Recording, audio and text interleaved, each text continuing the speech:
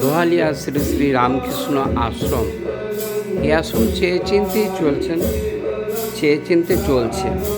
ঠাকুরের আশীর্বাদে, আপনাদের আশীর্বাদে তুষারকান্তি দে মহাশয় অনেকটা উদ্যোক্ত দিয়েছেন। অনেকে হার্ট অ্যাটাক করে মরে যাচ্ছেন, হার্ট ফেল করে মরে যাচ্ছে, ডাক্তারবাবুদের দিচ্ছেন, ঠিক আছে, কিন্তু রামচন্দ্রের প্রতি সহানুভূতি নেই। তো এরকম সবাই চেষ্টা করবেন একটু দয়া করে সহানুভূতি দেবার, তাহলে ভগবান ভালো রাখবেন।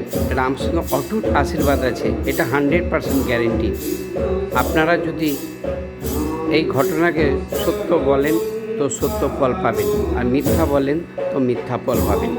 সেই জন্য রামচন্দ্রকে দয়া করে কেউ অবহেলা করবেন না, এটাই আমার বিশেষ অনুরোধ রইল। খবরটি আপাতত চলছে।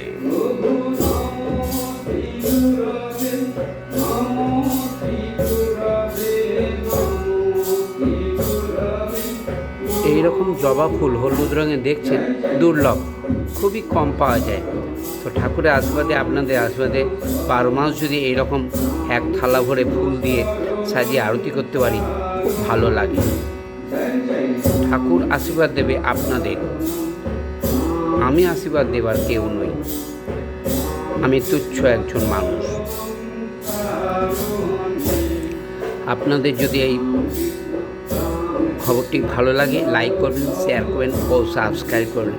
আমার যদি কোনো কিছু বলা ভুল ত্রুটি হয়ে থাকে, পৃথিবীর সমস্ত মানুষ আমাকে ক্ষমা করবেন।